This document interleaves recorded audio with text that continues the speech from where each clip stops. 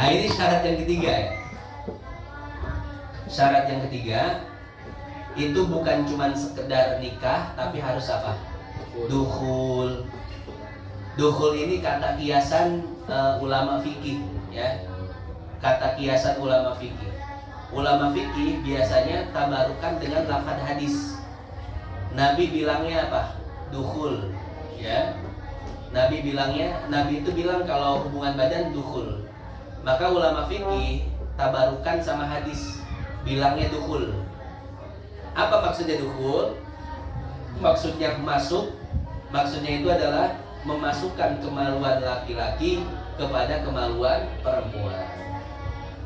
Nah, jadi nggak cukup akad saja, habis akad langsung dicerain, nggak boleh. Tapi harus saling merasakan madunya. Karena ini pernah kejadian di zaman Nabi, hadis riwayat Tirmidzi. Jadi ada seorang perempuan itu istri daripada Rifa'ah ya. Dicerai talak 3 oleh Rifa'ah. Tolak tuki bisalah sitatlikot, dengan talak 3. Ngadu sama Nabi, wahai Nabi, saya sudah cerai dengan Rifa'ah, tapi saya pengen balik lagi, bagaimana? Kata Nabi, perempuan, engkau tidak bisa kembali ke Rifa'ah sebelum kau menikah terlebih dahulu dengan laki-laki lain. Akhirnya mantan istri Rifa'ah ini nikah dengan sahabat yang lainnya ya. Nah, setelah nikah dengan sahabat yang lainnya, maka langsung dicerai oleh sahabat yang kedua ini. Kemudian si mantan istri Rifa'ah ini pengen kembali ke Rifa'ah. Kata Nabi, nggak bisa. Hatta taduki usailatahu wa yaduqa usailataki. Engkau tidak boleh kembali kepada Rifa'ah sebelum engkau merasakan kenikmatan dengan suami yang kedua ini. Artinya harus hubungan badan dulu. Ya, dengan suami yang kedua itu harus hubungan badan terlebih dahulu. Kalau nggak hubungan badan, maka nggak boleh kembali ke suami yang pertama. Kemudian di sini disebutkan syarat-syarat daripada hubungan badan. Syaratnya itu cuma satu, yang penting ngaceng. Artinya apa? Artinya si suami muhalil. Nah, ini suami yang kedua ini disebut muhalil, artinya penyeling. Kan ini cuma sekedar nyelingin aja kan rumah tangganya, bukan buat rumah tangga selamanya. Maka disebut muhalil. Nah, si muhalil ini disyaratkan yang sehat, yang ininya bisa ya, bisa berdiri. Kadang kan kalau nggak disyaratkan seperti ini, kata para ulama, nanti orang itu nyarinya aki-aki yang udah mati, ya kan, yang impoten gitu. Itu nggak bisa tuh. Ini harus suami yang kedua ini harus yang apa? Yang sehat, yang ininya bisa berdiri. Apakah disyaratkan nggak pakai kondom? Nggak disyaratin. Pakai kondom nggak apa-apa, ya. Dan itu lebih aman, biar nggak hamil, biar idahnya nggak kelamaan juga kan. Ya. Iya, pakai kondom. Kemudian syarat masuknya juga tidak syarat masuk semua ya. Tidak disyaratkan masuk semua, walaupun ini apa? Pasti masuk semua. Ya, jadi nggak syarat masuk semua. Masuk kepala, yang penting masuk kepalanya. Ya. Ya. Jadi kepalanya doang yang masuk. Assalamualaikum, wajib, salam, keluar lagi. Ya. Nah, itu tidak jadi masalah. Yang penting kepalanya masuk. Enggak disyaratkan inzal juga. Ejakulasi juga enggak disyaratin. Walaupun cuma sekali kan masukin dah keluar lagi. Ya, itu enggak jadi masalah. Yang penting pernah masuk. Para ulama tahu kok ya. Hal ini gak usah disyaratin juga pasti.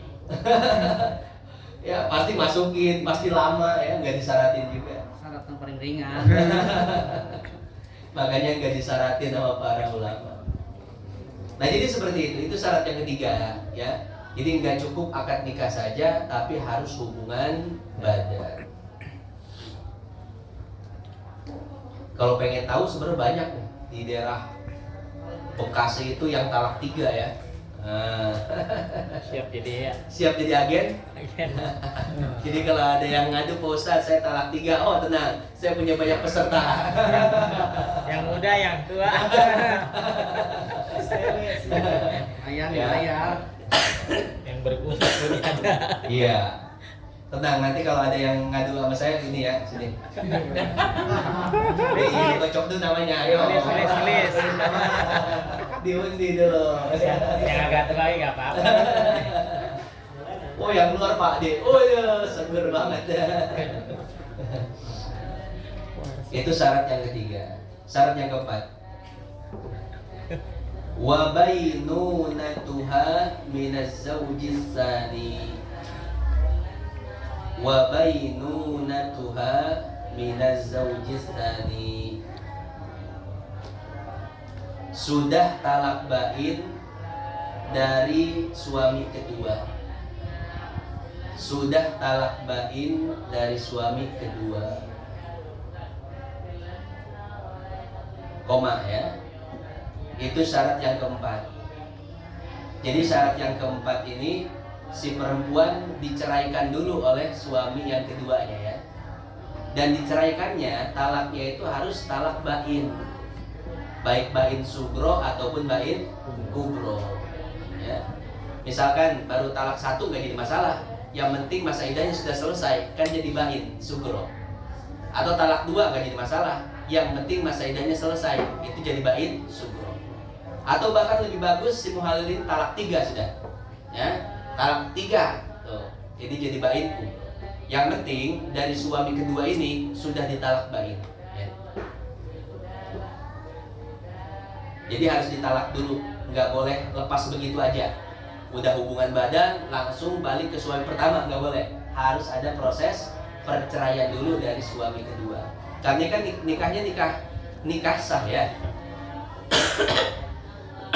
bukan kawin kontrak.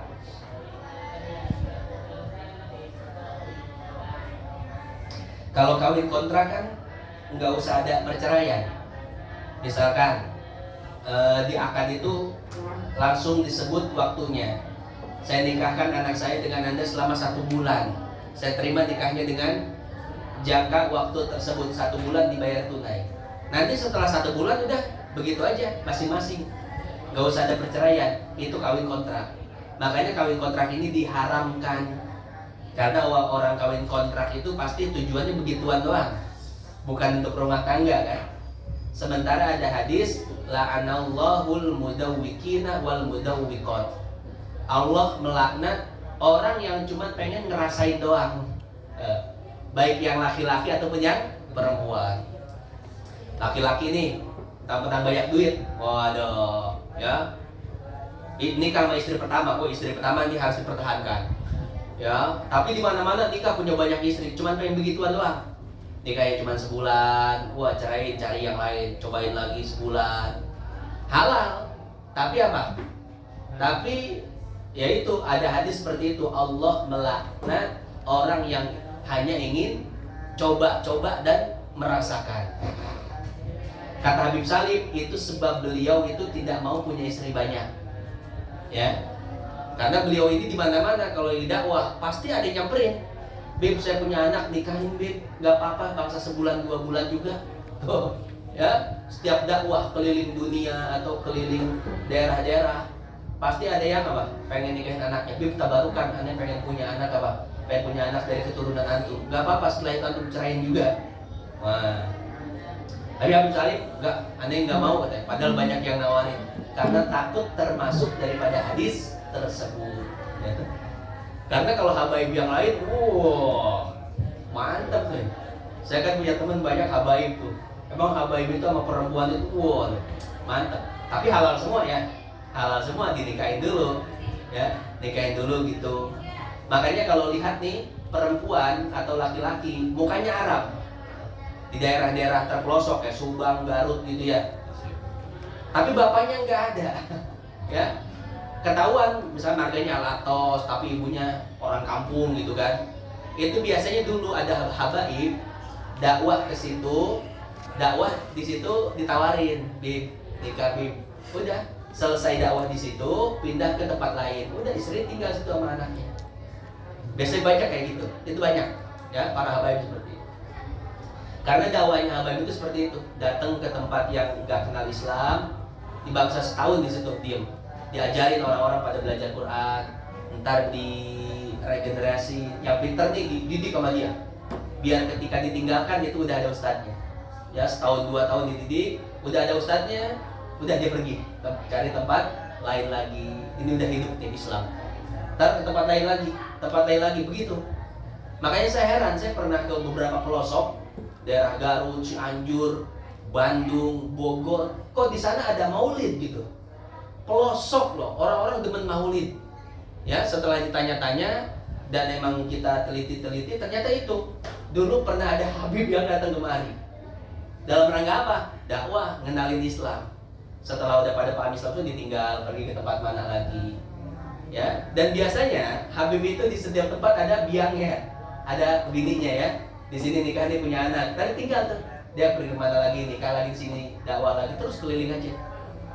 Makanya Islam itu sampai ke pelosok-pelosok ya, di Afrika, di daerah mana-mana itu ada Islam di pelosok-pelosok loh. Di gurun pasir, di yang nggak ada listrik itu ada Islam dan orang-orang demen maulid. Itu siapa lagi yang ngibarin kalau bukan para habaib? Itu ciri khas habaib itu kalau dakwah di situ berarti ada maulid, ada maulid habaib. Nah Habib-Habib biasa seperti itu tuh, ya dakwah kemana, nikah di sana punya anak ditinggal, nggak ketahuan tuh itu anak sampai gede nggak tahu bapaknya di mana gitu, cuman tahu aja marganya Alatos misalkan, Al-Habsyi apa, dia nggak tahu bapak saya di mana gitu, banyak yang kayak gitu. Nah Habib Salim tuh nggak mau kayak gitu, ya.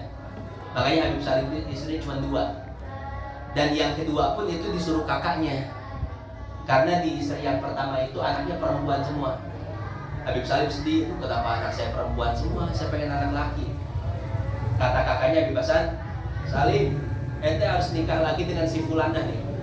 Ada dari keluarga Al-Haddad, nikah sama ini nanti punya anak laki-laki. Akhirnya sudah, karena disuruh kakaknya wali besar kutub Al-Habib Hasan bin Abdullah bin Marsyad ini. Akhirnya benar, nikah sama yang kedua baru punya anak laki-laki. Dan itu umur Habib Salim udah tua ya. Habib Salim udah berapa? 70, 80 ya. Tapi waktu itu dengan 60. Nah kemarin anaknya itu seumuran saya. Habib Salim umur 90 lebih. Berarti punya nikah lagi itu kira-kira umur 60 ya. Umur 60 bayangin nggak punya anak laki-laki itu.